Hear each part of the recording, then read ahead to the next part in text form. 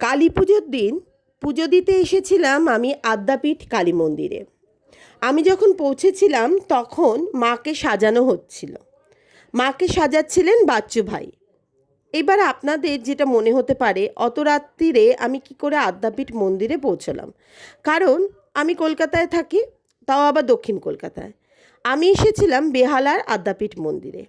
এই মন্দির আসল আদ্যাপীঠ মন্দিরেরই শাখা।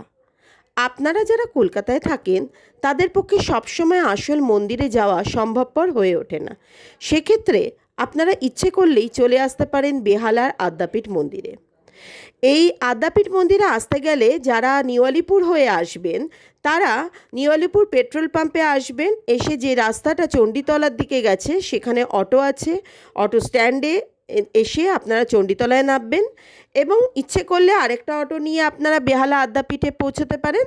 আর না হলে হাঁটা পথেই 5 মিনিট আপনারা আদ্যাপীঠ মন্দিরে পৌঁছে যাবেন আদর্শপল্লী ক্লাবের পরে।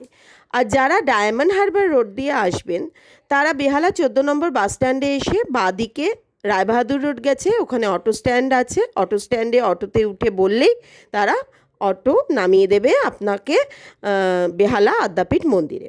আর যারা ভোগ খেতে চান তারা সকালে পুজো দিয়ে ভোগ খেয়েও বাড়ি যেতে পারেন। সেক্ষেত্রে আপনারা এখানকার সেক্রেটারি সুশান্ত ভাইকে আগের দিন ফোন করে দেবেন।